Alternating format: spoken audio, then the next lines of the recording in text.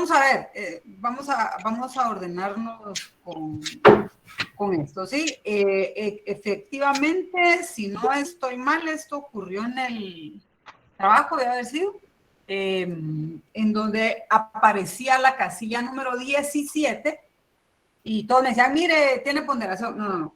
Eso fue un error que al momento de subirse el formulario se cargó. Son un total para ese trabajo que tenía una ponderación de, nosotros estamos hablando, estoy verificando si eso fue en el examen, ¿verdad?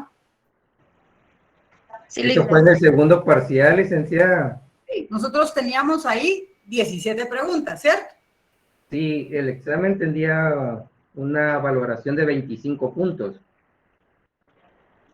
Vamos a ver. Yo también tengo una duda ahí, licenciada.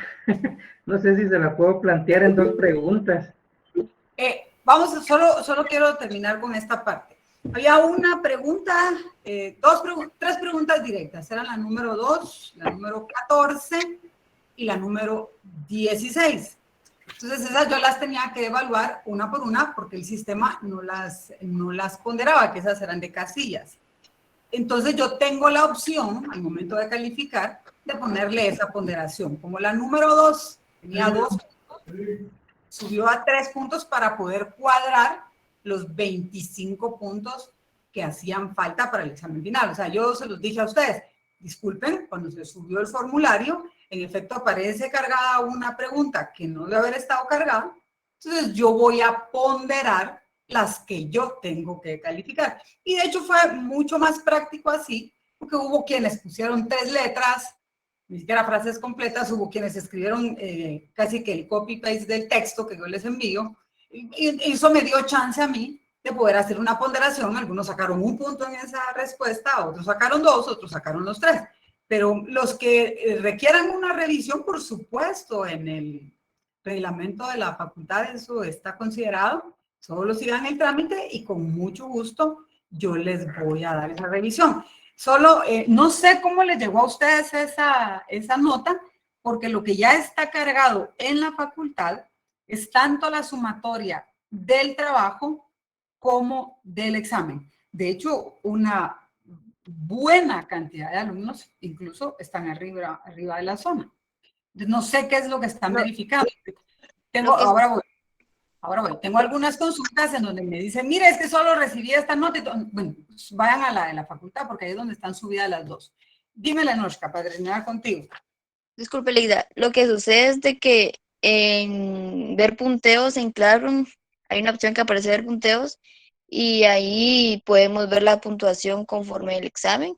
Entonces, también me di cuenta de las preguntas directas de que según mis cálculos todavía no están calificadas de la manera que sería, ¿verdad? No sé si también tomó en cuenta eso. Mi ponderación es porque yo revisé una por una. Hay quienes dan respuestas que son satisfactorias, hay quienes las dan mejores y hay quienes simple y sencillamente no las dan, y por eso es que se pondera de 1 a 3. Esa fue la calificación que tuvo la pregunta, al menos la 2 del examen. La 14, pues esa solo tenía 1 punto, y la 16 que tenía 2. Pero insisto, Lenoshka, si tú quieres una revisión, con mucho gusto. Solo haz el trámite y yo te doy la revisión. Licenciada, buenas noches. Buenas noches. ¿Quién habla? Le habla Yasmin, licenciada. Disculpe. Yo les voy a pedir que los que intervengan pongan su cámara, por favor. Pues, licenciada, fíjese que yo estaba viendo mi nota y parezco 0, pero yo realicé el examen y hice la tarea. Y mi preocupación es que ahorita yo voy para escuela, entonces solo tengo 21, no llego ni a zona mínima. Entonces, ¿qué por Yasmin? Sosa Sánchez, licenciada?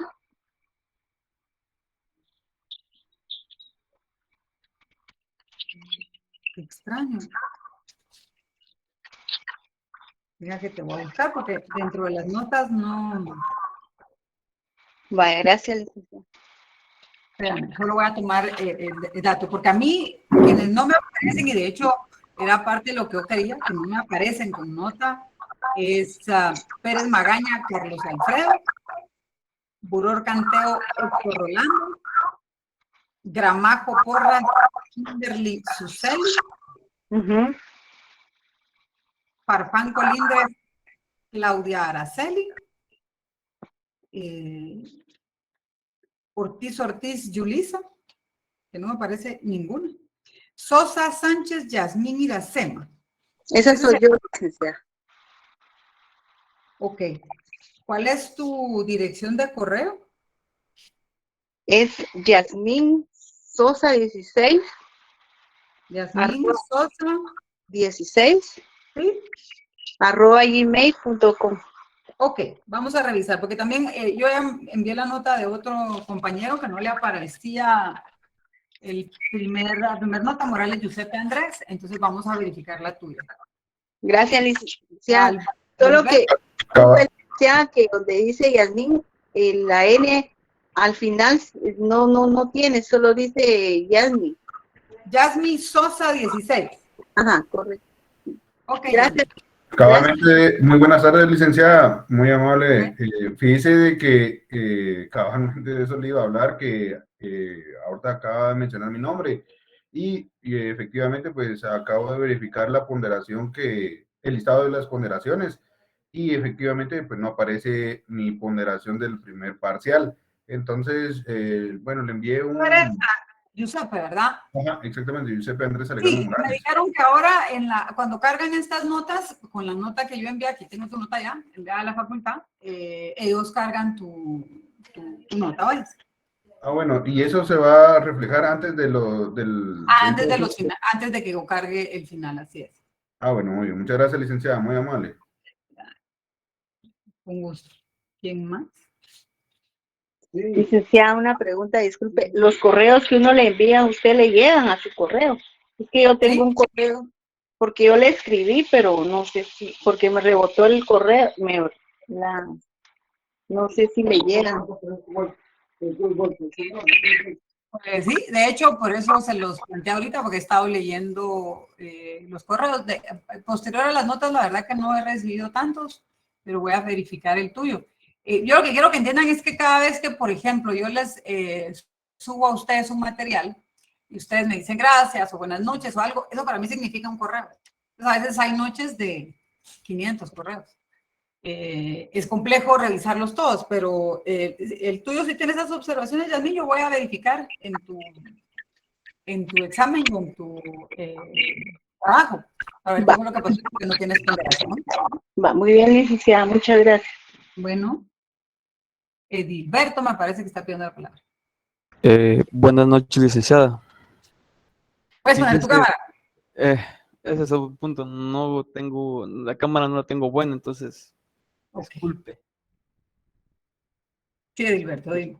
Bueno, el punto es que fíjese que yo no aparezco, no me aparece, mira, pues, solo me aparecen del examen del segundo parcial 6 puntos. Y yo sí me presenté al examen. Y he de obviar que seguramente los 6 puntos han de ser del trabajo, que es lo único que me aparece. No sé cómo, no sé si usted me calificó mi examen. Amaya, yo califiqué absolutamente todos. Lo que pasa es que es difícil porque yo no veo nombres en el Classroom y en los formularios lo único que me aparece son correos. Y así es como el sistema los carga. Pero vamos a ver ahora, ya verifiqué, porque tú tienes, vamos a ver, Amaya Montúfar, Edilberto Santana, tú tienes 24 en el primero, ¿verdad? Ajá. Voy a verificar el tuyo, Edilberto. ¿Tu correo cuál es? Fíjese que ahorita lo voy a escribir aquí en el chat de la plataforma de Classroom, de Classroom. No sé si lo puede ver.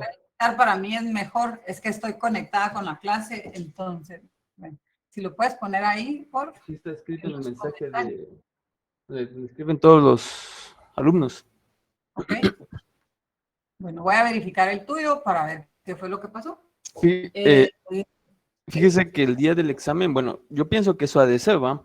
Que a mí no me permitió hacer el examen por mi correo, el correo de la universidad, sino que obligadamente tuve que hacer el examen por mi correo personal porque en el correo de la universidad no me permitía hacer el examen. Vamos a verificar por qué no aparece hoy. Es porque si te aparece una nota, quiere decir que o está el trabajo o está el examen, ¿verdad? Voy a Bueno. verificar tu caso. Marcela, me parece. Sí, licenciada, buenas noches. Una disculpa que no ponga la cámara. Tu cámara. Fíjese que tengo un inconveniente. Yo aparezco con una nota de 23 puntos en el segundo parcial. Asumo yo ¿Cuál es que tu eso es de Alonso Nufio, Marcela Abigail. Es que hay dos. Ujú. ¿Y cuál es tu problema? Que no me aparece la nota del trabajo. ¿Ya la buscaste? En Classroom no tengo ninguna calificación y vi en la cartelera y solo me aparecen 23 puntos. ¿Y si enviaste tu trabajo? Sí, le envié el Forms y también la otra opción que yo hice fue enviarle un documento en Word con mis respuestas. Alonso Nufio, Marcela Abigail. Sí. Ok, vamos a verificar. Incluso yo le mandé un correo, licenciada. Sí, es lo que digo, es esa complicación de que me entran tantos que yo me limito a verificar los trabajos y los exámenes que envían. Bueno, dame tu correo, Marcela. Es Alonso Nufio 1 Alonso con Z, ¿verdad? con Z, Alonso Nufio 1. @gmail.com. Ok. Bueno, yo creo que vamos a empezar con la clase y voy a ir viendo, solo atiendo a Daniel y voy a ir verificando todos los correos. Espero, bueno, al menos del grueso, que son más de 225 alumnos, no sean tantos. Yo verifiqué al subir las notas. Insisto, las notas se cargan porque yo voy calificando lo que ingresa a la plataforma. No puedo ingresar, no puedo calificar ni más ni menos. Son exactamente los que llegan. Entonces, estos casos son particulares porque seguramente no se cargó en la plataforma y vamos a tener que buscarle una solución. Dime, Daniel. Bueno, me parece que ya no quiere intervenir. Vamos a ver el caso de Yasmín, el de Edilberto y el de Marcela, para ver qué fue lo que pasó. Y Giuseppe, ya te digo, contigo yo mandé ya la nota a control académico. Si tú tuvieras algún problema, me lo haces saber y yo te envío escaneada la nota. ¿Vale? Muy bien, muchas gracias, licenciada. Con una consultita, licenciada, fíjese que tengo una duda respecto a su correo electrónico. Su correo electrónico es cambio.leila@profesor.usac.edu.gt. Sí, Ah, muy bien, muchas gracias, licenciada. hasta donde yo tengo, sí, es ese. Gracias.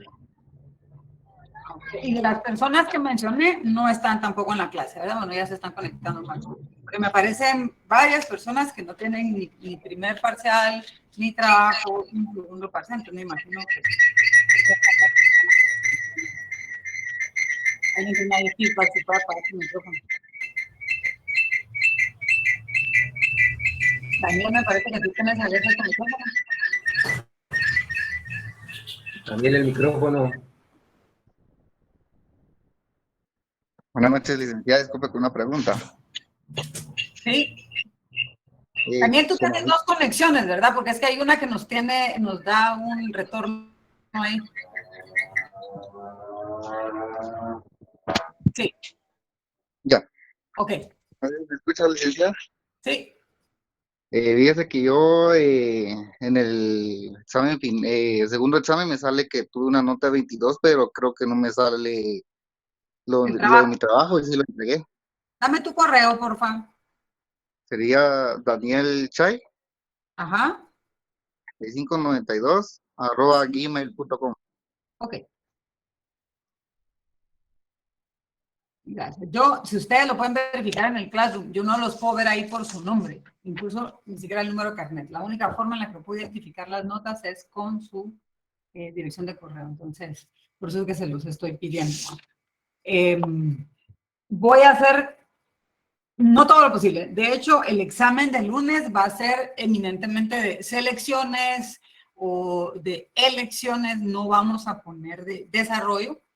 Va a ser todo así bajo ese esquema y particularmente principalmente esa razón es porque yo no voy a estar en el desarrollo de la prueba, yo ya se los había comentado, así que va a ser otro colega el que va a estar por lo menos asistiéndoles si tuvieran alguna duda, porque todo es en línea, ¿verdad? Así que lo vamos a hacer de esa forma. Dime, Cristi.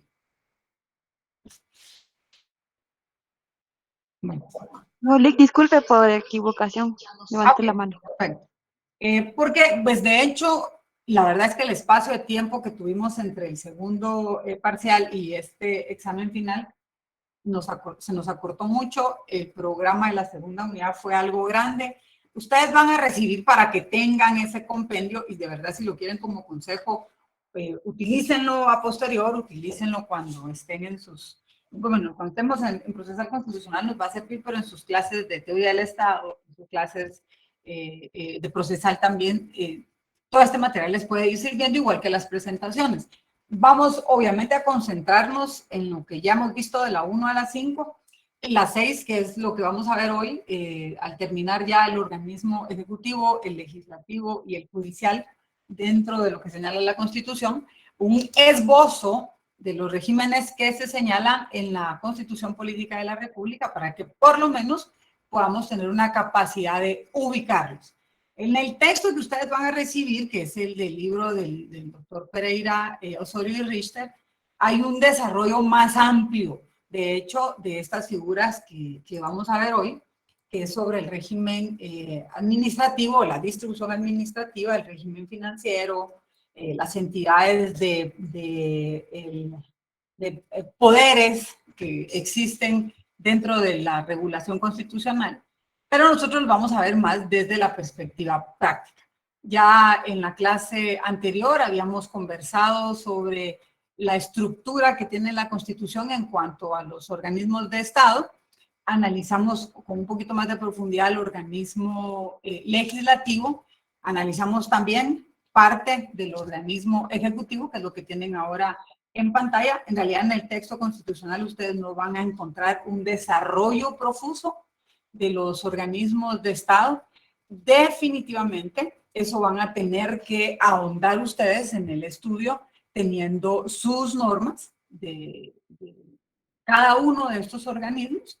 No es motivo de esta clase que ustedes lean esas 3 leyes. Ahorita estamos específicamente enfocados en derecho constitucional, pero definitivamente el consejo es que las tengan porque esto forma parte del estudio del derecho administrativo. La mejor guía que ustedes pueden tener para el estudio de derecho administrativo es la norma constitucional. Entonces, insistiré con eso, tendrían que tener ustedes su ley del organismo legislativo, la ley de servicio civil del organismo legislativo, la ley del organismo ejecutivo, la ley de servicio civil y su respectivo reglamento, y van a ir viendo ustedes cómo se detallan las funciones de cada uno de los ministerios, las responsabilidades que tienen también los diferentes secretarios y la conformación del organismo ejecutivo en general a través de los gabinetes de gobierno y el desarrollo también, en este caso, del Consejo de Ministros. Yo no sé si tienen alguna duda sobre el organismo ejecutivo. Me parece que no. Bueno, entonces vamos a entrar a ver el organismo judicial. Hay un pequeño detalle también en el contenido del material sobre lo que doctrinariamente se plantea sobre el organismo judicial. Es bien particular esto porque la doctrina lo que nos dice es, bueno, tenemos a un poder legislativo que se encarga, independientemente de todas sus funciones de los controles con los demás órganos, pues de emitir leyes. Y todas estas leyes que lo que componen son sistemas jurídicos, normas, pues se tiene que buscar no solo el cumplimiento de las normas a través de la función pública, sino también el acatamiento de estas normas por parte de todo el conglomerado social o por parte de todos los ciudadanos. ¿Qué ocurre cuando no hay un cumplimiento de esta norma o un acatamiento de esta norma? Pues nosotros tenemos a través de toda la instalación e instauración del sistema judicial o del organismo judicial, la posibilidad de requerir el cumplimiento o el acatamiento de estas normas, que son las que rigen todo el sistema jurídico de un país. Entonces, ¿qué es lo que se nos plantea? Si nosotros tenemos una norma de derecho y esta no es cumplida, el que es titular de este derecho o el que tiene o siente vulnerado este derecho puede exigir su cumplimiento. Acá, como ustedes ven en la presentación, también se habla, puede impugnar un acto, si considera que este acto o este derecho es lesivo a sus derechos. Y con esto vamos a ver un pequeño esbozo también, cómo se administra a través del organismo judicial las competencias para el conocimiento de estas acciones, ya sea para exigir el cumplimiento o para exigir el acatamiento o la posible lesividad ante la falta de cumplimiento de estas normas para con un ciudadano. Mediante esta actividad o función, ¿qué es lo que se hace? Pues primero se declara y se restablece el derecho en casos concretos. Los diversos actos que de ella se genera tienden siempre a un fin. ¿Cuál sería este fin desde la perspectiva del organismo judicial? Proteger efectivamente las garantías que la norma jurídica le asegura de una manera general y abstracta. ¿Qué me puede decir qué piensa, qué opina o qué infiere de este planteamiento doctrinario sobre el acatamiento de lo que hace una norma en abstracto? ¿O a qué se refiere la doctrina cuando les dice eso? ¿En alguna clase han hablado o les han planteado los efectos de las normas en abstracto? Y me preocupa cuando nadie interviene. Todas las normas, de hecho, lo que regulan son eso. Son principios en abstracto, son temas en general. Lo que nosotros llevamos a la sede judicial es cuando luego de tomar una norma y analizar desde la abstracción de esa misma norma, cómo la vulneración nos ataca y nosotros sacamos el plano abstracto de la norma y lo llevamos a un plano concreto de reclamación ante un órgano jurisdiccional. Ya esta norma ya no es general, ya no es abstracta para toda la ciudadanía, sino es una norma que en este caso le compete a la persona que considera vulnerado ese derecho y lo lleva al plano jurisdiccional para que el juez, al conocerlo, ya le resuelva en concreto ese caso en particular. Yo sé que esto lo van a ver también con más detalle cuando empiecen a llevar teoría general del proceso. Insisto, hoy es para que ustedes lo conozcan en términos generales. ¿Qué es lo que nos plantea la doctrina? ¿Alguien que pueda leer lo que está en pantalla, por favor? Buenas noches, licenciada, le leo. Gracias. Dice, al organismo judicial lo podemos definir como el ente que cierra la tríada clásica de los poderes, organismos del Estado, legislativo, ejecutivo y judicial. La función esencial que se le atribuye dentro del marco de la división o separación de poderes es la de aplicar la ley y declarar los derechos en los casos controvertidos que se someten a su conocimiento. Respecto de cómo definirlo, existen diferentes criterios, pero todos coinciden en que su función dentro de un Estado democrático es la de ejercer o dictar justicia de manera independiente y libre de cualquier tipo de injerencias. Así es. Así, nosotros hablamos de una definición de lo que es el organismo judicial desde la doctrina.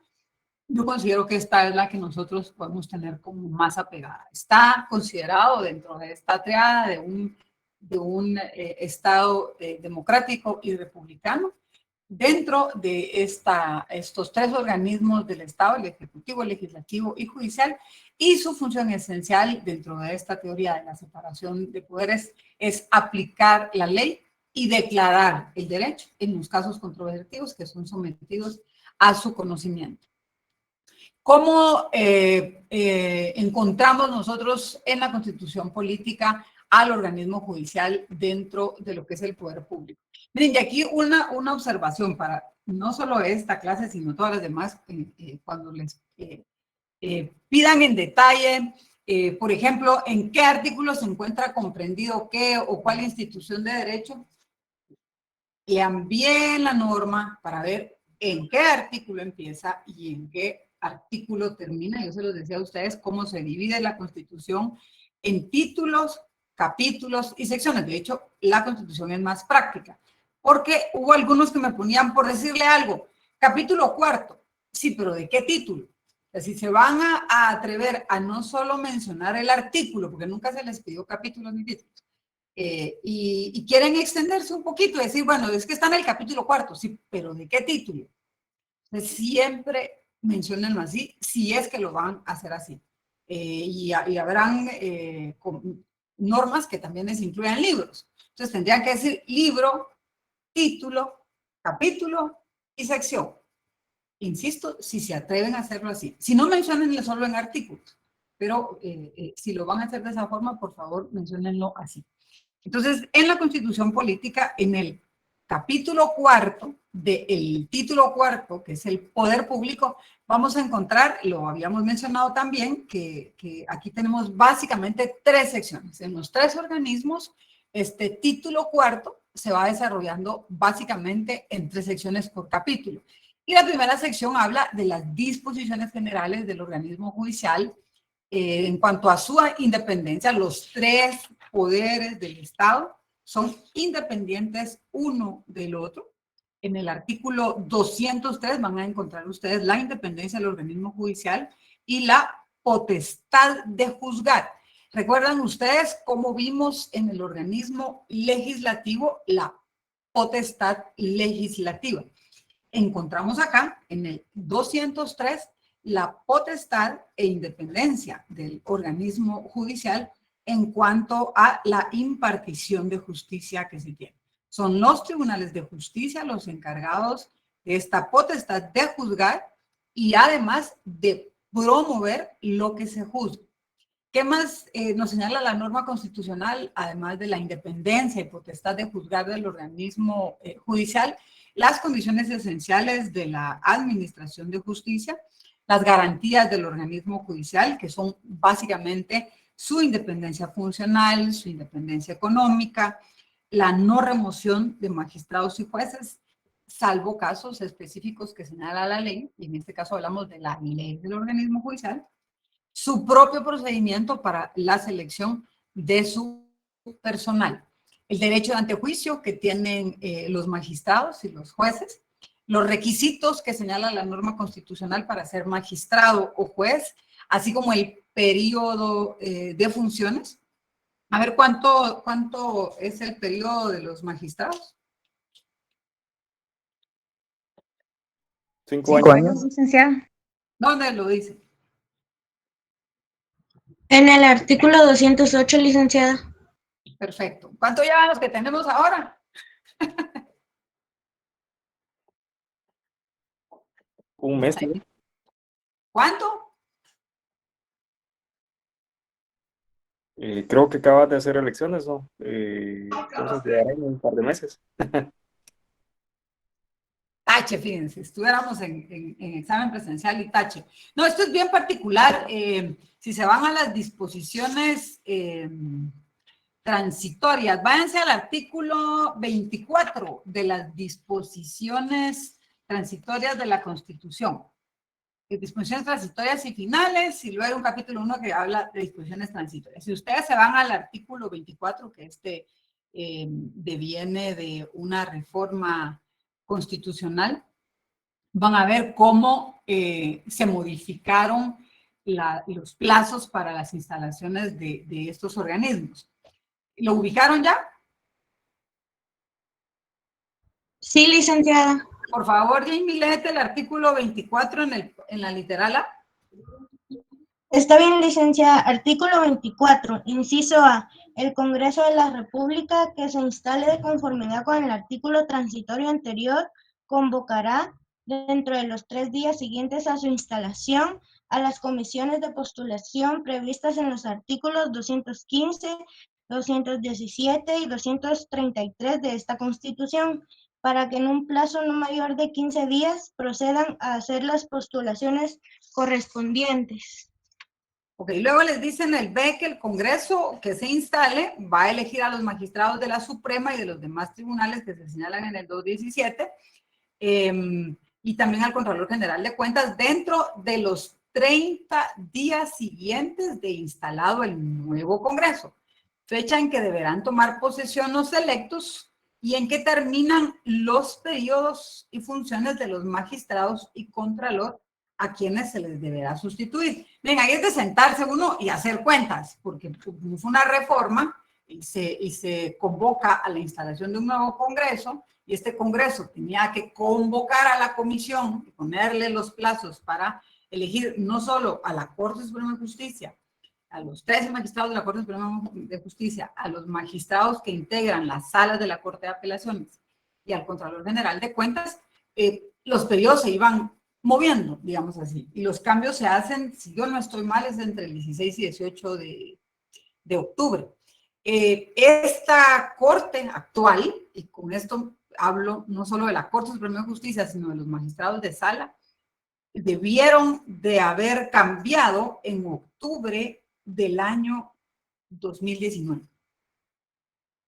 O sea, ahorita vamos sobre, si no estoy mal, 3 años que se extendió su periodo. De verdad, discutirlo ahorita, ¿por qué?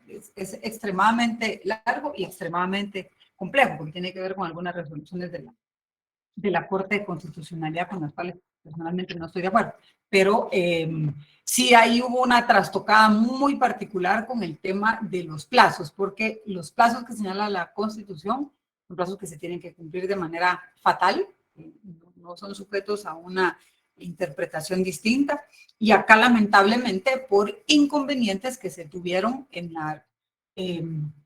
todo el proceso de selección que tuvo la comisión de postulación, y esta resolución tan particular en donde se le compele al Congreso de la República a hacer una elección con un procedimiento algo extraño, pues eso ha hecho que este plazo o este periodo de esta última Corte, que debió haber cambiado, repito, desde octubre del 2019, se haya extendido.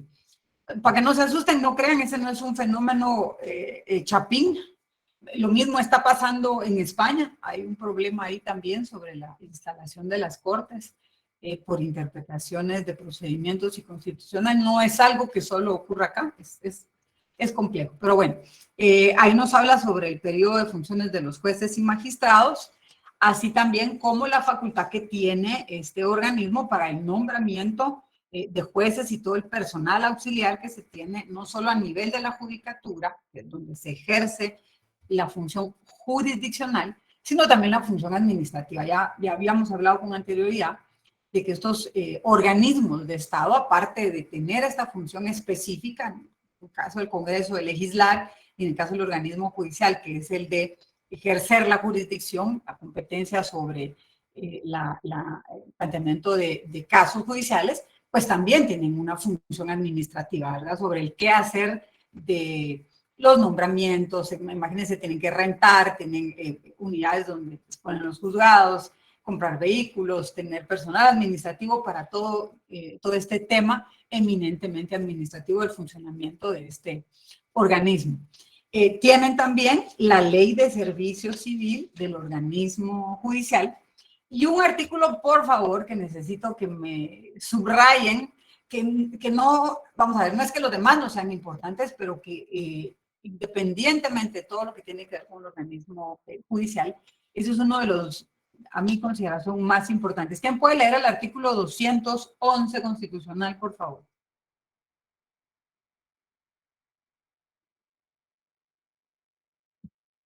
¿Puedo, Lic? Por favor.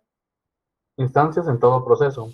En ningún proceso habrá más de 2 instancias y el magistrado o juez que haya ejercido jurisdicción en alguna de ellas no podrá conocer en la otra ni en casación en el mismo asunto, sin incurrir en responsabilidad. Ningún tribunal o autoridad puede conocer de procesos fenecidos, salvo los casos y formas de revisión que determine la ley. Que de aquí, miren, hay también, para que nos extendamos, pero eso no lo vamos a hacer, pero creo que algo particular que ustedes tienen que conocer en cuanto a la estructura y a la organización del organismo judicial, este artículo es importante que lo tengan claro, porque en el sistema procesal guatemalteco solamente existen 2 instancias. no puede haber una tercera instancia. Siempre se discute mucho la naturaleza de la casación, en los casos en donde hay apelación, porque la casación se tiene como un recurso extraordinario, no se considera como un recurso para plantearlo como una tercera instancia, y más aún en el tema del amparo. Ustedes van a ver casos, hablemos por ejemplo de un caso penal, lo conoce un juez de primera instancia, se resuelve que se abre a juicio, se lleva a un tribunal de sentencia. Ojo, los tribunales de sentencia y los juzgados unipersonales comparten instancia, ellos son, ya sea que ustedes estén llevando de etapa preparatoria o la lleven ya en etapa de juicio, son siempre primera instancia. Ante lo que se resuelven en ambos se puede plantear apelación y eso se eleva a una sala. Allí tenemos ya la segunda instancia. Pero ciertas legislaciones o ciertos procesos contemplan el recurso extraordinario de casación. Esta casación la conoce la Corte Suprema de Justicia a través de sus distintas cámaras. Y luego ustedes van a ver que de conformidad con la Ley de Amparo, Exhibición Personal y de Constitucionalidad, todavía se puede plantear una acción constitucional de amparo. De pronto hay alumnos que se pierden mucho con eso y me dicen, mira, pero es que entonces hay 4. No, en realidad la naturaleza de cada una de estas acciones tiene determinados planteamientos en donde ustedes van a poder advertir, insisto, cuando ya vayan viendo los procesos en cada una de las clases que van a recibir, que no se trata de una revisión integral de lo que se somete a discusión judicial. Vamos viendo que en la casación los límites de lo que yo le puedo plantear a las distintas cámaras son muy particulares y las condiciones para el planteamiento de una casación también lo son. No digamos si luego de lo que resuelve la Corte Suprema de Justicia, las partes plantean acciones de amparo, que son amparos en única instancia en contra de lo que resuelven las cámaras, porque ahí se restringe aún más la posibilidad de plantear una acción. Son temas muy específicos. Yo traigo ahí una presentación para que podamos, en la medida de lo que nos compete ahorita por materia constitucional, entender un poco de esto, porque esto en realidad se entiende ya en la práctica o cuando ustedes estén viendo un proceso específico. Pero sí es muy importante que ustedes sepan que en los procesos no pueden existir más de 2 instancias. Y un juez, de pronto imagínense si un proceso empieza en un año en una judicatura y luego se presenta una serie de impugnaciones y esto se eleva a una sala por apelación y resulta ser que el juez que lo conoció en primera instancia de pronto participa en una de las convocatorias para integrar la Corte Suprema de Justicia y llega a ser magistrado de la Corte y luego se eleva para conocer en casación y él lo conoció en primera instancia, él debe, por este principio constitucional, inhibirse de ese conocimiento porque es sujeto de responsabilidad si él en alguna de los grados de este proceso lo conoció. Tiene la obligación, porque acarrea responsabilidad para él, si lo conoce en uno de estos grados en los que se presenta algún tipo de impugnación. Y nos habla sobre también la jurisdicción específica que tienen los tribunales comunes en las controversias de derecho privado.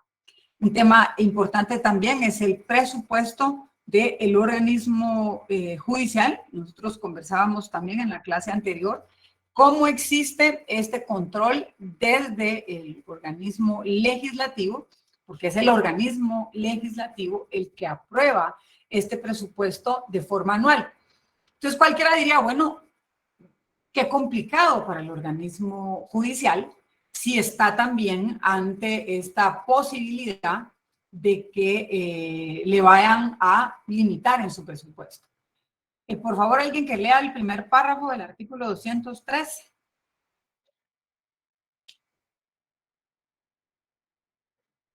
Yo, licenciada. Gracias. Artículo 213. Presupuesto del organismo judicial.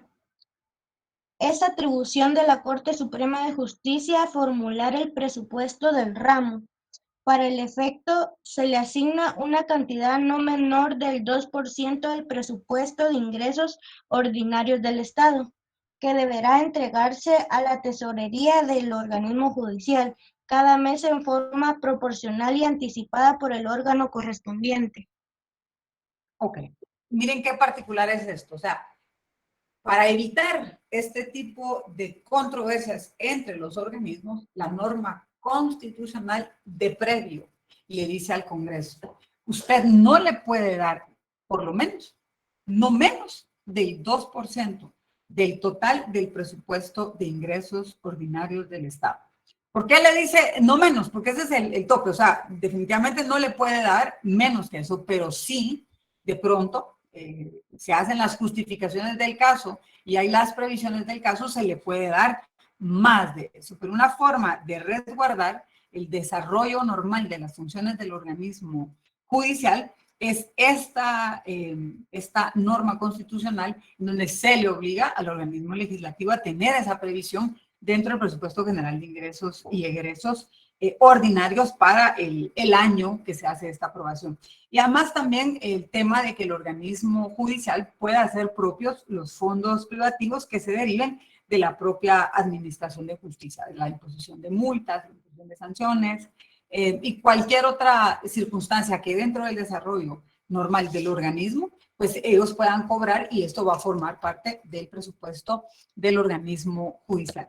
En la sección segunda ya nos vamos específicamente a la Corte Suprema de Justicia. ¿Quién me dice cómo se integra la Corte Suprema de Justicia?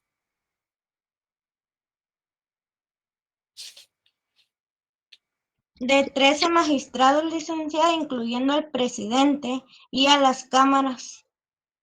¿Cuántas cámaras tiene el organismo judicial en la Corte Suprema de Justicia? 3, licenciada. Como que les afectaron sus notas. Vienen poco activos hoy. 3, licenciada. Así es, la Corte Suprema de Justicia está integrada por 3 cámaras, la Cámara Civil, la Cámara Penal y la Cámara de Amparos y Antejuicios. A ver, y aquí hay algo interesante, la Constitución dice que tendrá, cada cámara tendrá un presidente, pero no nos dice cuántas cámaras. Esto que yo les digo, de que existen 3, son disposiciones propias que ha asumido la Corte Suprema de Justicia, pero ellos podrían reunirse y hacer una reestructuración en cuanto al contenido de las cámaras. Actualmente son 3, con 4 magistrados cada cámara y el presidente que siempre al integrar en las cámaras para alguna decisión, pues tiene el voto del presidente. Pero eso es algo que puede disponer la Corte Suprema de Justicia. Puede modificar la cantidad de magistrados que integran las cámaras y también hacer una distribución distinta de cómo se encuentran integrados. En este apartado constitucional van a ver también el proceso de la elección de los magistrados que está en el artículo 215 y cuáles son los requisitos para optar a ser magistrado de la Corte Suprema de Justicia. Estamos hablando que en esta jerarquización del organismo judicial, estos son los jueces de mayor jerarquía, la Corte Suprema de Justicia, que dicho sea de paso, quien preside la Corte Suprema de Justicia preside el organismo judicial. ¿Eso qué se refiere? Que también es el encargado de ver toda la administración del organismo judicial. Y luego, en la sección tercera, vamos a ver la Corte de Apelaciones y otros tribunales. ¿Qué es lo que tenemos dentro de la Corte de Apelaciones y otros tribunales? Nos va a decir cuáles son los requisitos para ser magistrados, cómo se integran las Cortes de Apelaciones, nos pone ahí como apartado a los tribunales militares, a los tribunales de cuentas y al Tribunal de lo Contencioso Administrativo. ¿Quién puede leer, por favor, el artículo 218 sobre la integración de la Corte de Apelaciones? Yo, licenciada. Gracias. Artículo 218. Integración de la Corte de Apelaciones. La Corte de Apelaciones se integra con el número de salas que determina la Corte Suprema de Justicia, la que también fijará su sede y jurisdicción. Si ustedes se dan cuenta, no nos dice cuántas, no nos dice de qué materia, no nos dice cómo. Eso es algo que establece la Corte Suprema de Justicia. Y también lo hacen con los juzgados de primera instancia. Ustedes ven cómo por las mismas necesidades que tiene la Administración de Justicia, ahora se han ampliado incluso las competencias o se han puesto competencias específicas. Hay juzgados, por ejemplo, en materia de familia, que ven cuestiones específicas sobre medidas de seguridad. Para el tema de los divorcios también se han creado juzgados específicos, se han creado salas específicas, y todo esto es para tener una mejor desconcentración del organismo judicial en el tema de impartición de justicia y una mejor distribución de las competencias que tienen cada uno de ellos para hacerlos de alguna manera más especializados en las materias que les toca que juzgar. ¿Y qué es lo interesante acá? Es que nosotros podemos advertir que la norma constitucional lo plantea desde una perspectiva general y permite que el organismo judicial pueda ir ampliando el desarrollo de estos preceptos constitucionales a partir de esta administración que ellos hacen de los distintos órganos jurisdiccionales, ya sea en los juzgados menores, que son los juzgados de paz, en los juzgados de instancia, en las salas y eventualmente, como les decía, si lo pueden hacer a través de la distribución de las cámaras. Y también se contempla lo relativo a los magistrados suplentes, que se van a integrar de la misma manera en la que se señala para los magistrados que integran sala. Ante la posibilidad de alguna inhibitoria, de alguna recusación que se declare con lugar de uno de los magistrados que integran estas salas, entonces entra a un magistrado suplente. Y acá se regula lo particular a este tema, que también se va a normar de conformidad con lo que establezca el organismo judicial. No sé si alguien tenía una duda y levantó la mano. No. Bueno. Entender en este momento de la clase para ustedes, no sé si ustedes están viendo ya algún procesal, no, ¿verdad?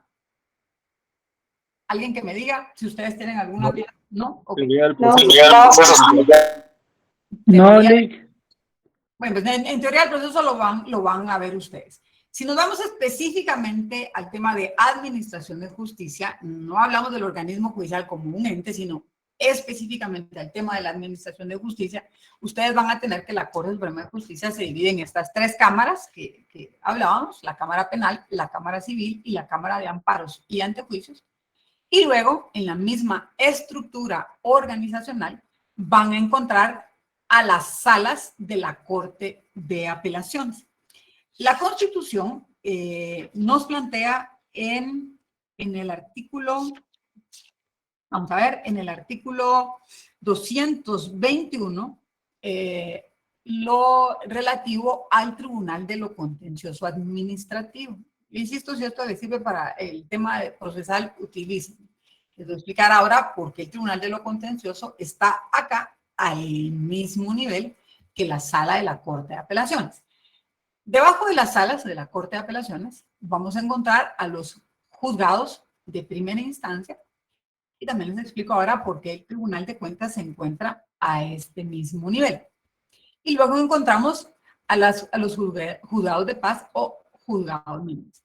Entonces, independientemente, porque ahora tienen una serie de apellidos, les digo yo, o sea, nombres particulares por las competencias que se les asignan, si son de familia, civiles, penales, de cualquier manera son juzgados menores los juzgados de paz. Todo lo que se discute en un juzgado de paz puede ser impugnado ante un juzgado de primera instancia, ¿verdad? Y van a ir viendo ustedes en las distintas materias que vayan conociendo cuál es el proceso que se lleva dependiendo de esta materia específica. Pero en términos generales, nosotros vamos a tener a los juzgados de primera instancia. Las resoluciones de los juzgados de primera instancia son apelables ante la sala de la Corte de Apelaciones, y lo que se discute en una sala de apelaciones puede ser sujeto del recurso extraordinario de casación ante la Corte Suprema de Justicia, ante sus distintas cámaras. ¿Por qué les pongo al lado de los juzgados de primera instancia al Tribunal de Cuentas? Bueno, El artículo 220 constitucional, esta presentación que ustedes tienen acá, obedece básicamente al texto constitucional. Vamos a ir a las leyes específicas y por eso es que lo planteo así. El artículo 220 les habla a ustedes sobre el Tribunal de Cuentas y les señala que la función judicial en materia de cuentas es ejercida por los jueces de primera instancia y el Tribunal de segunda instancia de cuentas. Y esto es muy particular porque son casos que de hecho el único ente que puede plantear un juicio de cuentas, yo por eso le llamo a este tribunal un tribunal exclusivo, y si ustedes lo quieren apuntar en la Constitución, es la Contraloría General de Cuentas.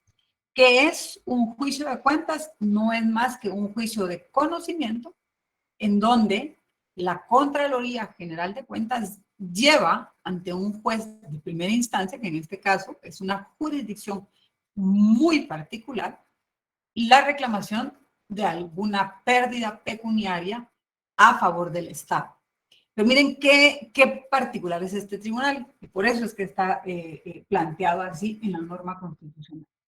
Porque el único que puede plantear un juicio de cuentas en calidad de actor es la Contraloría General de Cuentas.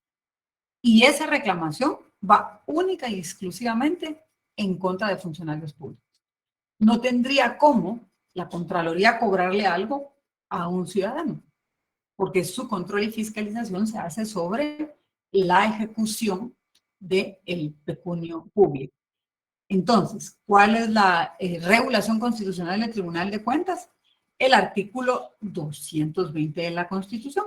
Y como yo sé que ustedes tienen ahí su Constitución, pónganle a la par decreto 1126, que es la ley del Tribunal de Cuentas.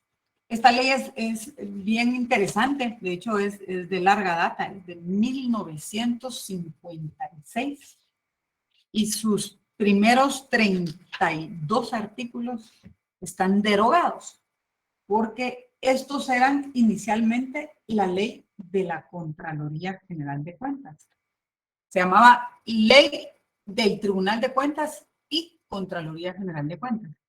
Y luego, y también apúntenlo ahí en su Constitución, en el artículo 220, y luego, cuando en el año 2002 se promulga la Ley Orgánica de la Contraloría, sacan de esa ley lo relativo a la Contraloría y se emite la Ley Orgánica de esta entidad.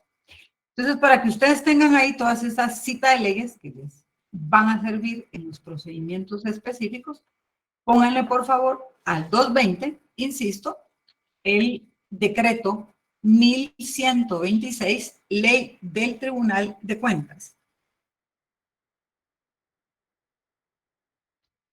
Y vamos a ver si pueden hacerle la llamada también a la Ley Orgánica de la Contraloría General de Cuentas, porque, insisto, el único ente que puede promover en calidad de actor un juicio de cuentas es la Contraloría General de Cuentas. No sé si hasta aquí tienen alguna duda con eso. Ok. ¿Por qué ponemos al tribunal de lo contencioso administrativo a nivel de las salas de la Corte de Apelación? Porque si ustedes ven el artículo 221, vamos a tratar de establecer el porqué de estas particularidades. Si ustedes verifican en la Constitución, en el 217 les habla en términos generales de los magistrados y de los magistrados que van a integrar las distintas salas de la Corte de Apelaciones de conformidad con el artículo 218. Entonces sí quiero que tengan claro por qué saca la Constitución de la normalidad de las salas a estos tribunales. Les da como que una atención muy particular.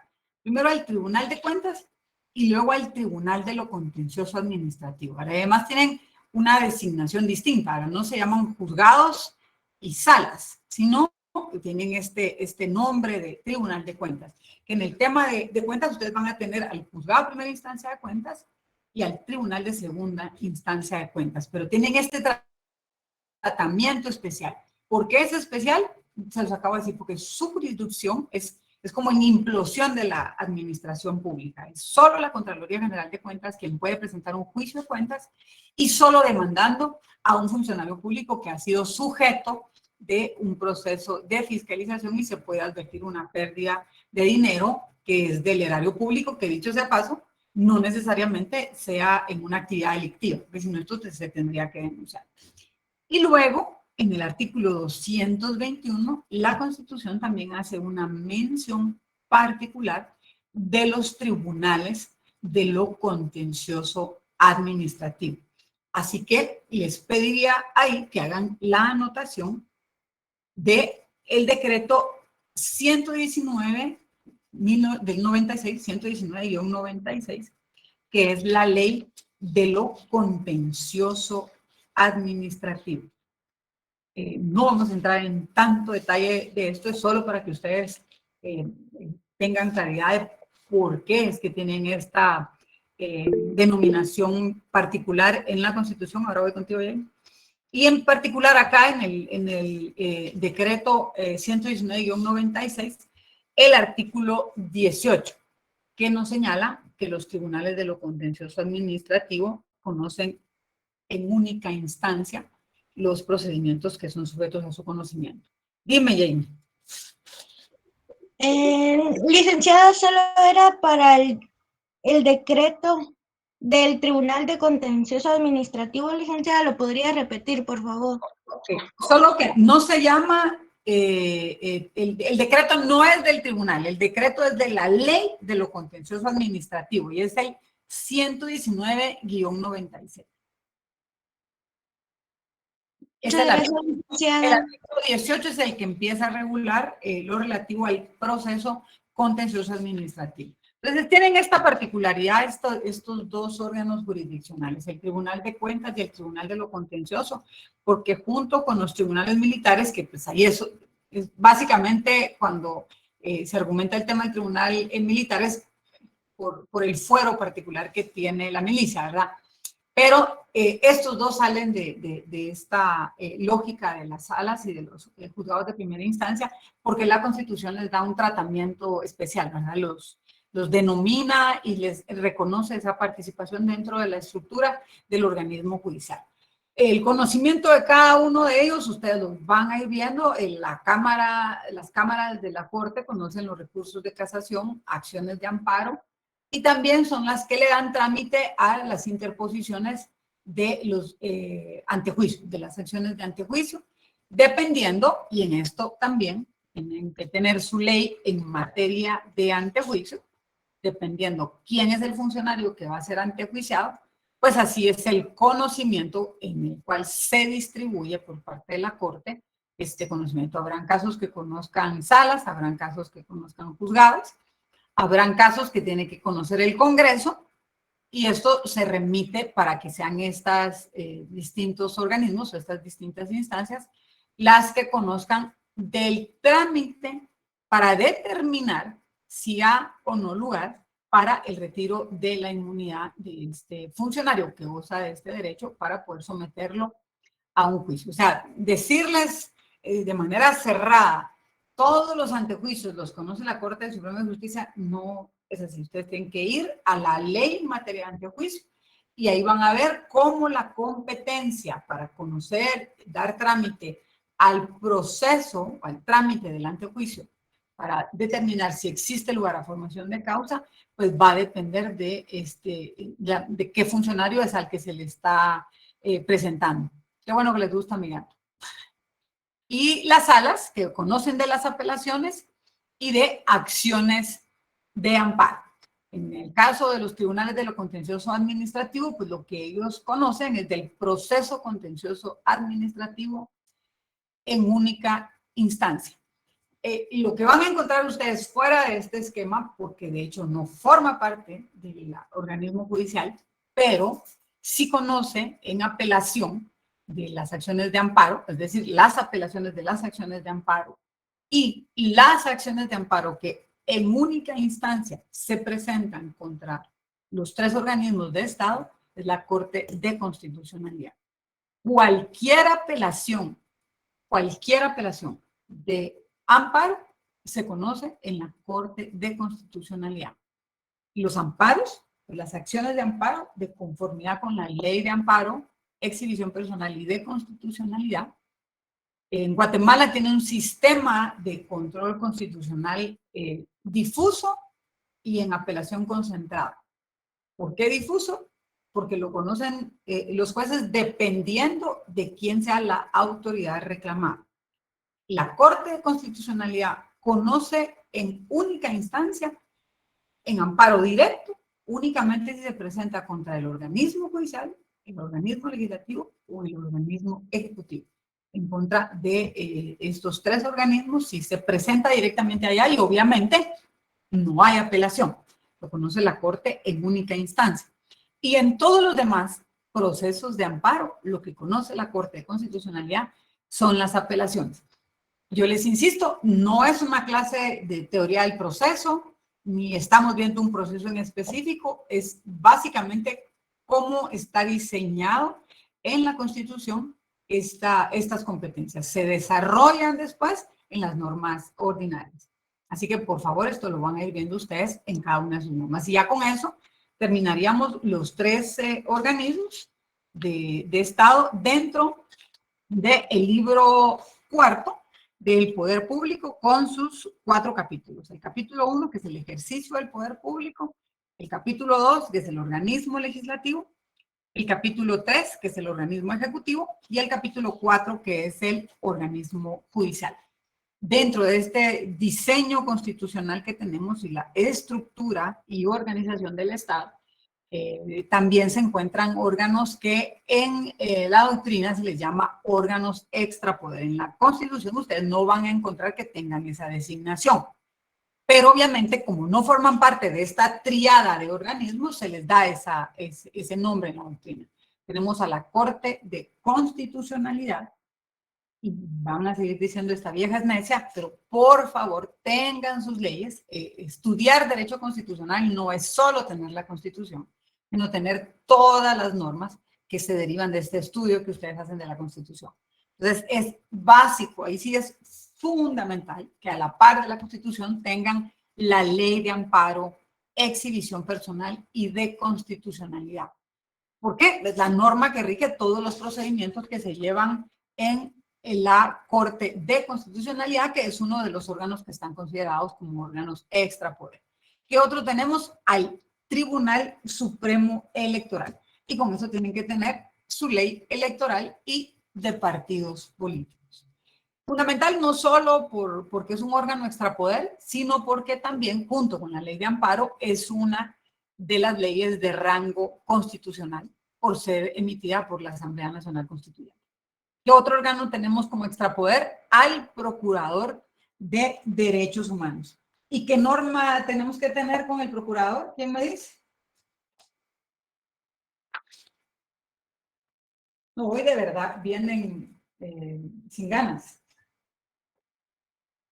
por lo visto.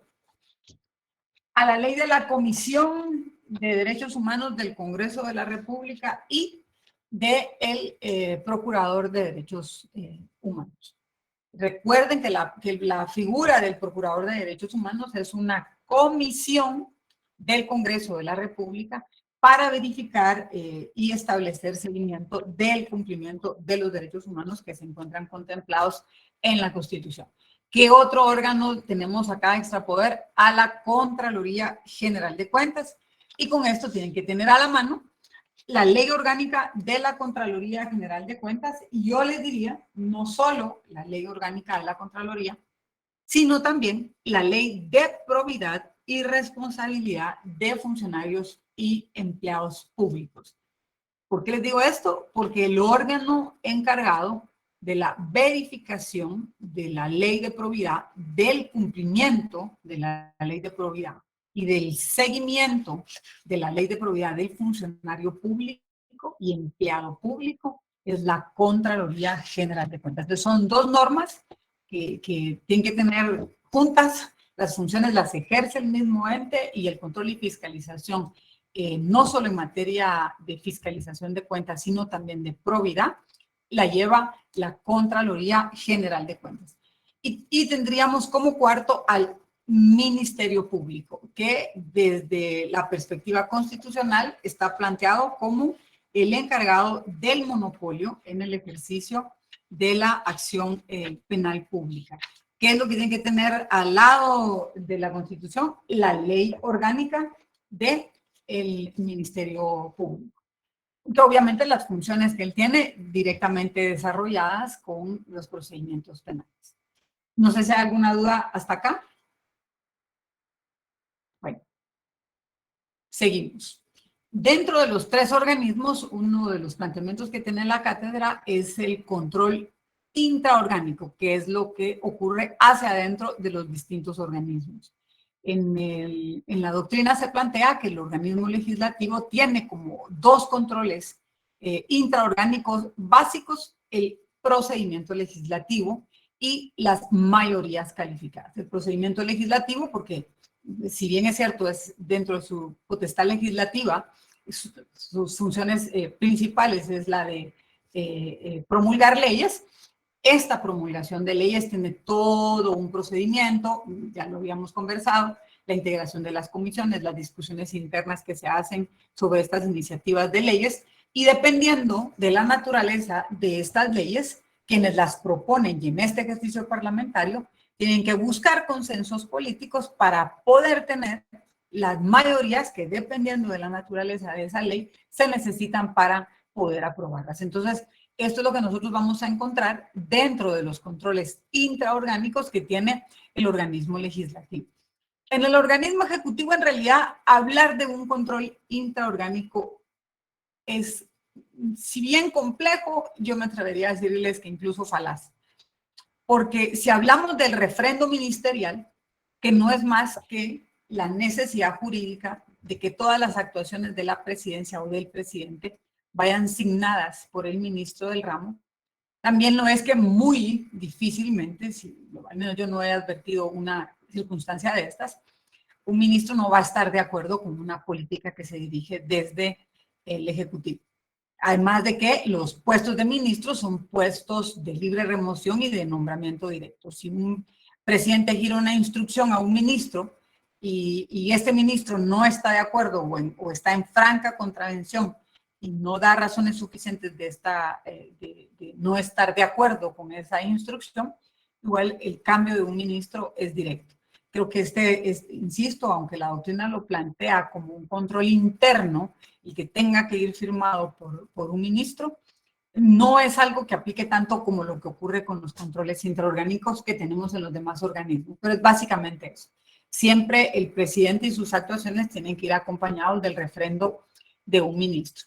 Y en el tema judicial vamos a encontrar tanto los medios de impugnación como el antejuicio y el control administrativo interno. Para mí es bien discutible, no vamos a entrar en detalle porque es demasiado extenso el contenido y no vamos a tener tiempo de verlo, pero no considero que los medios de impugnación sean per se controles intraorgánicos. No es un control que se tenga dentro del organismo judicial para que un juez de alzada esté controlando lo que hizo un juez menor, porque más allá que controlar la función del juez, lo que se está teniendo es un control procedimental y que lo ejercen directamente las partes. Pero así lo tiene planteado la doctrina. También el tema del antejuicio no lo considero como un control intraorgánico, porque de hecho el antejuicio no lo motiva ninguno de los organismos. El antejuicio lo motiva quien considera que el funcionario que goza de esta prerrogativa pudo haber cometido un hecho presumiblemente delictivo, hace el planteamiento de que este hecho se pudo haber dado y se sigue todo el procedimiento de conformidad con la ley de la materia. Pero no es algo que nazca del organismo judicial, que lo tenga como un control interno, sino, en todo caso, yo lo plantearía porque de previo la Corte Suprema de Justicia analiza que los motivos de su presentación no sean políticos, espurios. Pero bueno, así, insisto, está planteado como la doctrina. Y en todo caso, sí estaría de acuerdo con el tema del control administrativo interno, que se puede tener por la misma jerarquía que se tiene desde la Corte Suprema de Justicia, de todo el personal que tiene la Corte. Y ahí hay una ley específica, la ley de la carrera judicial, que por cierto acaba de ser sujeto de un análisis por inconstitucionalidad, que tiene una reestructuración, y en esa norma ustedes van a encontrar ciertos controles que se tienen para el personal administrativo de la Corte Suprema de Justicia. Dentro de los controles interorgánicos que se dan desde los organismos hacia otros organismos, en el legislativo, y solo los vamos a mencionar porque ya los hemos visto en la clase, tenemos la interpelación que se hace a los ministros, las ratificaciones de los estados de excepción que se aprueban desde el organismo ejecutivo, el control financiero que se ejerce a través de la autorización de los presupuestos, el desconocimiento del presidente por las causas que señala la Constitución. Aquí ven ustedes también el antejuicio, porque ciertos funcionarios, este antejuicio se conoce en el Congreso de la República y se conforman comisiones pesquisidoras y es el pleno del Congreso que, luego de conocer el informe que da esa comisión, señala si al lugar o no a la formación de causa. La declaratoria de la incapacidad del presidente, la obligación de todos los funcionarios, y lo decíamos también en otra clase, salvo la que hacen instituciones autónomas, de asistir a las reuniones y citaciones que hacen los diputados, las bancadas y las comisiones del Congreso, la ratificación de los tratados que se plantean desde el organismo ejecutivo y las comisiones de investigación.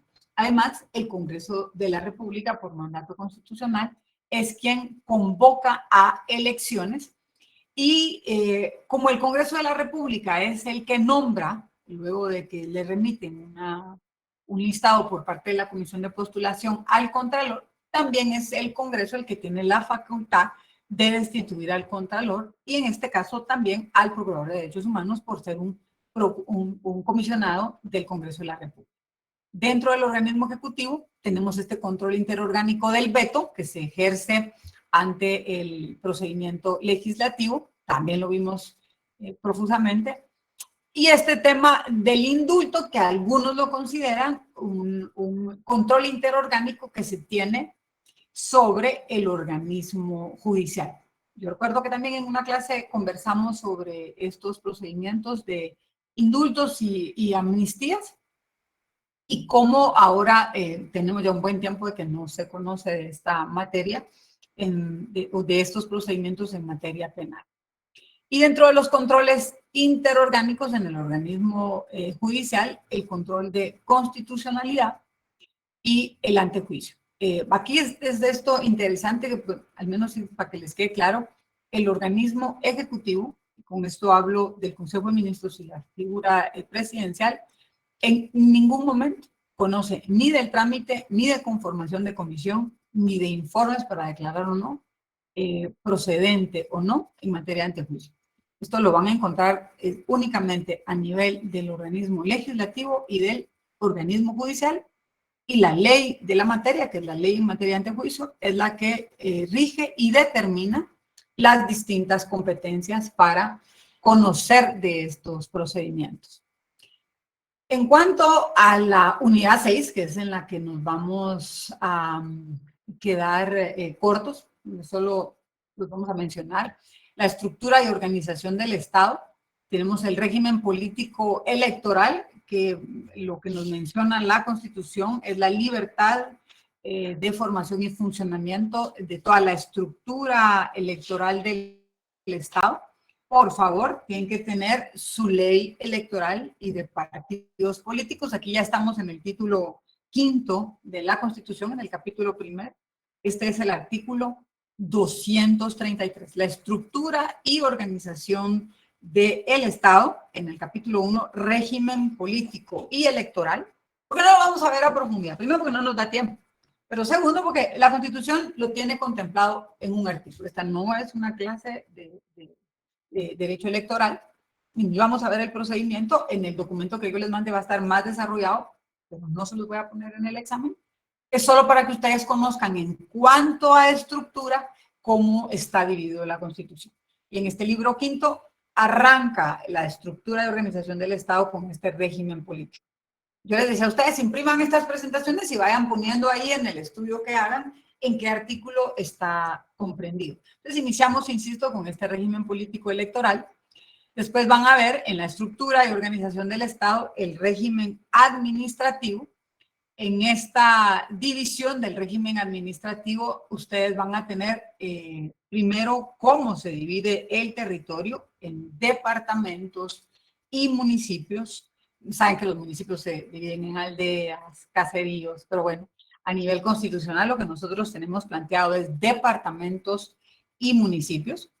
Luego nos plantea la Constitución la división de consejos nacionales de desarrollo, consejos regionales de desarrollo, que estos están a cargo de gobernadores. ¿Cuáles son los que están a cargo de los gobernadores? Son los consejos departamentales de desarrollo. La Constitución nos plantea también el aporte financiero que se da de parte del gobierno central para los departamentos, y esto se hace a través de este sistema de los consejos de desarrollo, y por alguna razón, en esta división de la estructura de organización del Estado en el régimen administrativo, se nos señala al Registro General de la Propiedad. ¿Qué observación tengo yo en particular en el régimen administrativo? Por favor, en que tener a la mano su Ley General de Descentralización y su Ley de los Consejos de Desarrollo Urbano y Rural. Definitivamente esto lo van a ver en derecho administrativo. Esta es una repasada de lo que dice la Constitución. Y les pongo aquí dos temas particulares en cuanto a los consejos. En Guatemala existen 5 consejos de desarrollo y se integran así. El que ustedes ven ahí, que es el grande, el Consejo Nacional de Desarrollo. Este Consejo Nacional está integrado por los distintos consejos regionales, que está la región norte, la región sur, la región central.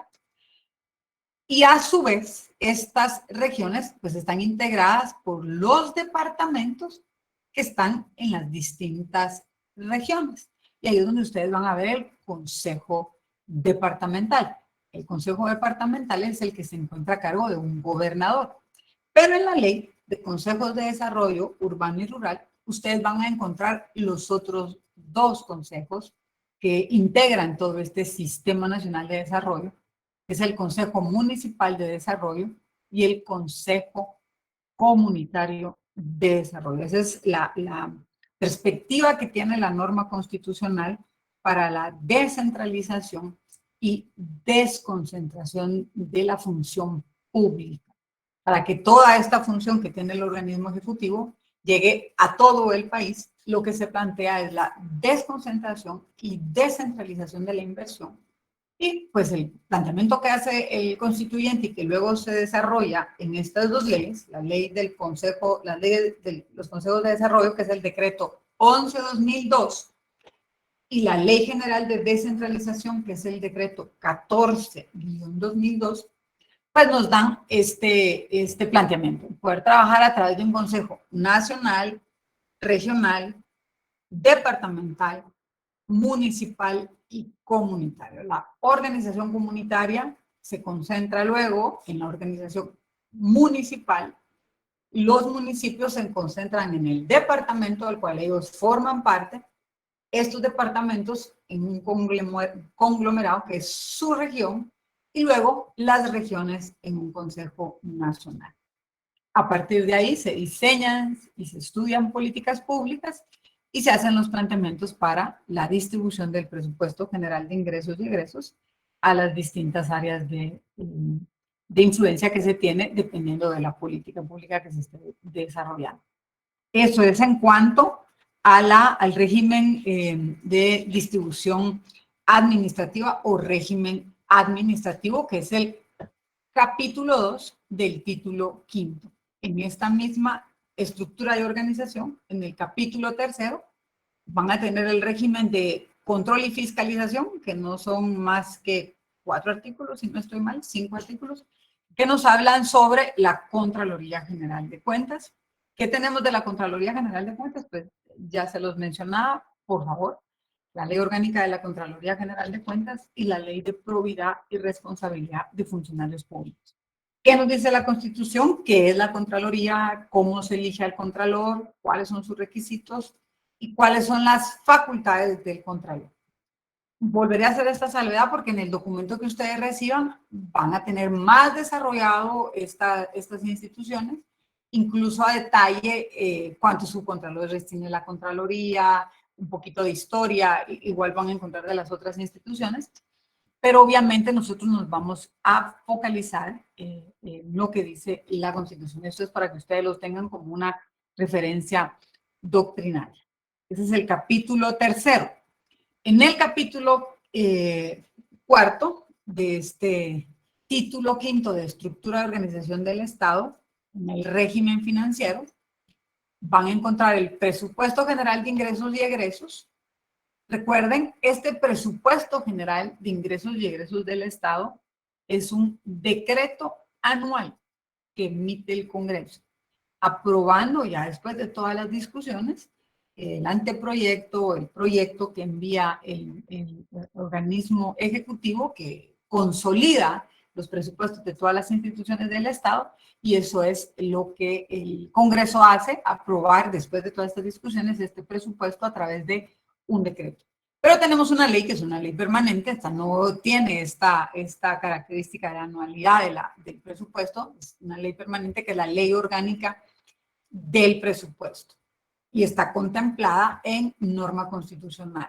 ¿Qué más se desarrolla en la Constitución? El principio de legalidad, ya lo habíamos comentado también, que solo es el Congreso de la República el facultado con exclusividad para decretar tanto impuestos ordinarios y extraordinarios, así como arbitrios y contribuciones especiales. ¿Por qué? Porque es el Congreso de la República el que verifica todo este control del ingreso y del egreso del gasto público, así como las fuentes de inversión del gasto. Nosotros tenemos que entender que no podemos gastar más de lo que estamos recibiendo en los ingresos corrientes.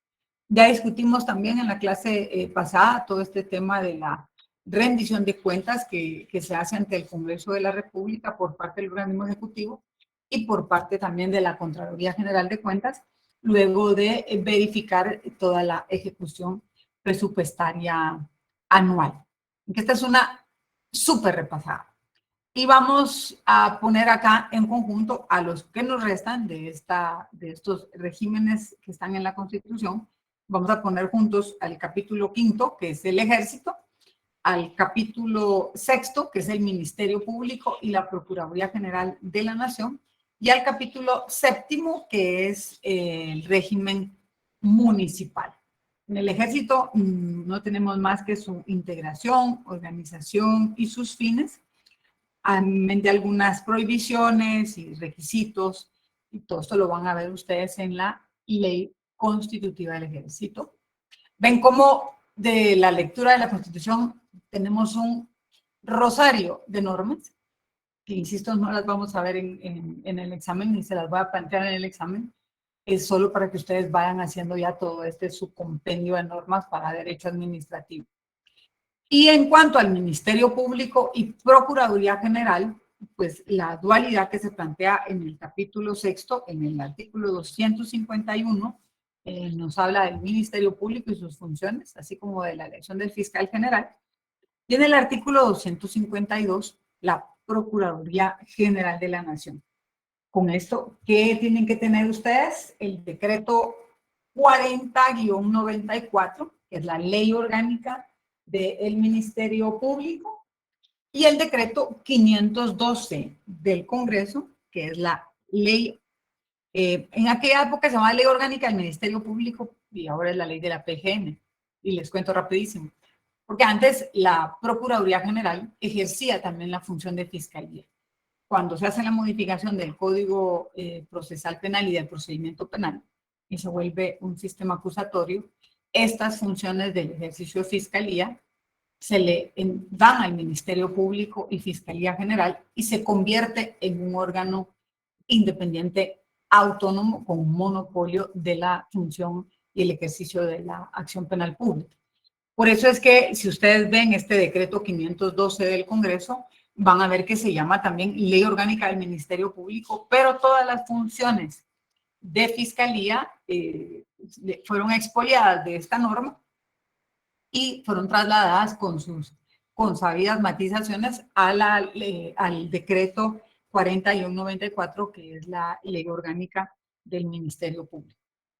Y luego en el régimen municipal, que ya estamos en el capítulo 7 de este título quinto de la Constitución, en el régimen municipal se aborda la autonomía municipal y los recursos económicos que recibe por parte del gobierno central. Yo lamento mucho que esto lo hayamos tenido que ver así, no a detalle, sino de una manera tan general. Tampoco es el sentido de que veamos cada una de estas instituciones y analicemos la norma de cada una de ellas. Creo que lo importante es que ustedes conozcan cómo esto solamente se desarrolla a nivel del estudio de cada uno de los decretos que autorizan a cada una de estas instituciones, y la norma constitucional lo que nos da es básicamente el diseño de esta estructura del Estado. Yo les quiero agradecer la atención que han tenido en todo el curso. Vamos a ver en particular los problemas de los compañeros que hablaron a inicio de la clase con sus notas. Espero que no vayan a ser muchos los que tienen estas dificultades. Les puedo decir que en términos generales las notas son satisfactorias. Vamos a ver ahora los que hayan quedado abajo de la zona, que no son muchos. Tenemos 30 puntos en el examen final, así que yo no creo que vaya a haber mayor problema con ustedes, salvo los casos que me mencionaron al inicio. Así que si tienen alguna duda, me la pueden comentar de una vez, y si no, pues yo me puedo conectar el lunes, los saludaré para el examen, si no se los va a pasar este otro colega. ¿Alguien abrió un micrófono? Licenciada, Dime, Jamie. los temas a evaluar serían la unidad 5 y 6, licenciada. Mira, la 6 está complejo porque se redujo mucho y es básicamente lo que vimos hoy. Tal vez sí, pero muy poco sobre los regímenes que se señalan en la Constitución, pero no vamos a hablar en detalle de cada una de las instituciones. Muchas gracias, licenciada. A ti, Jamie.